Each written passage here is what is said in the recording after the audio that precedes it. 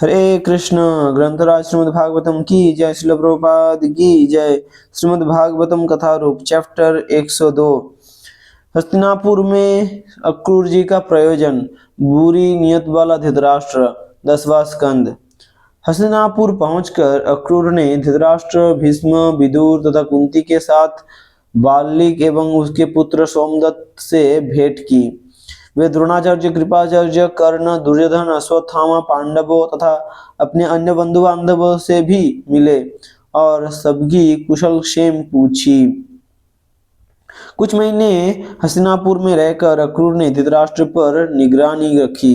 धृतराष्ट्र, विदुर एवं भीष्म की बजाय अपने उन पुत्रों पर धृतराष्ट्र विदुर एवं भीष्म की बजाय अपने उन पुत्रों पर अधिक विश्वास करता था जो कर्ण तथा शकुनि जैसे दुष्टों की सलाह अनुसार कार्य करते थे। अक्रूर जी समझ गए कि पांडवों के होते हुए भी धृतराष्ट्र ने अन्याय से राज सिंहासन पर अधिकार जमाया हुआ है। विदुर ने विस्तार पूर्वक अक्रूर को धृतराष्ट्र पुत्रों की दुष्ट योजनाएं बताई कि किस प्रकार कौरव पांडवों की ख्याति, सैन्य कला, शारीरिक बल, साहस तथा नम्रता से द्वेष करते हैं और उन्होंने पांडवों को विष देकर एवं अन्य षड्यंत्रों द्वारा मारने के प्रयास किए हैं। अपने भाई अक्रूर से मिलकर कुंती देवी को राहत मिली और एक दिन एकांत में रोते हुए वह उनसे बोली, मैं भेड़ियों के बीच हिरणी के समान अपने शत्रुओं से घिरी हुई हूँ। क्या इस समय मेरे भतीजे मुझे एवं मेरे पुत्रों को सांत्वना देने के लिए आएंगे?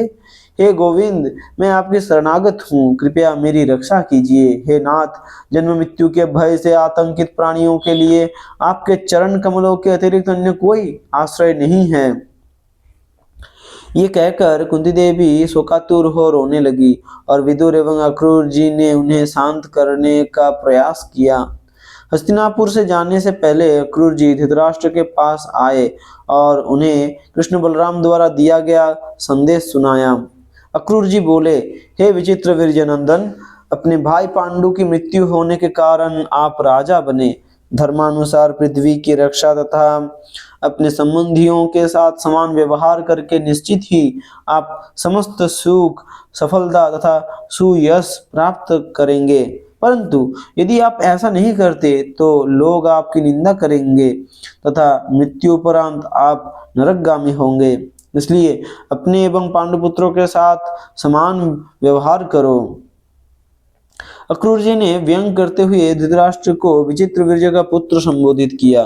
उनके कहने का आशय था कि यद्यपि धृतराष्ट्र ने राज सिंहासन हड़प लिया है, फिर भी वह धर्मानुसार राज्य कर सकता है।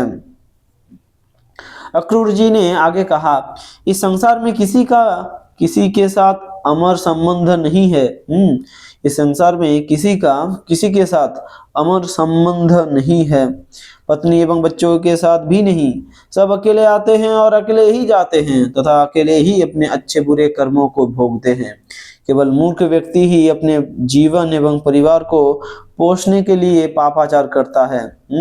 केवल मूर्ख व्यक्ति ही अपने जीवन एवं परिवार को पोषने के लिए पापाचार करता है और अधर्म द्वारा संपत्ति अर्जित करता है, परंतु अंत में ये सब उसे छोड़ देते हैं और वह अपने पाप की गठरी लिए अकेले ही नरक को जाता है।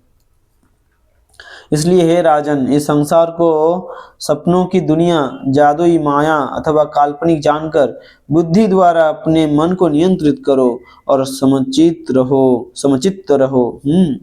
इस संसार को सपनों की दुनिया, जादुई माया अथवा काल्पनिक जानकर बुद्धि द्वारा अपने मन को नियंत्रित करो और समचित्त रहो। धृतराष्ट्र ने कहा, हे अक्रूर, तुम्हारे वचन सत्य है, परंतु वे मेरे चित्त में उसी प्रकार बैठ नहीं रहे हैं जिस प्रकार मरणासन्न व्यक्ति अमृत का लाभ नहीं ले पाता। क्योंकि पुत्र स्नेह के कारण मैं पक्षपाती बन चुका हूँ, तुम्हारे उपदेश मेरे चंचल मन में उसी प्रकार ठहर नहीं रहे जिस प्रकार बादलों में बिजली नहीं ठहरती। मैं जानता हूँ कि परम भगवान धरती का बोझ कम करने के लिए यदुवंश में प्रकट हुए हैं, परंतु मैं अपने पुत्रों के प्रति स्नेह को नहीं त्याग सकता। ये सुनकर अक्रूर जी समझ गए कि धृतराष्ट्र को समझाना व्यर्थ है। अपने बंधु बांधवों की अनुमति लेकर अक्रूर जी मथुरा लौट गए और कृष्ण बलराम को पांडवों के प्रति धृतराष्ट्र के व्यवहार की जानकारी दी। हरे कृष्ण।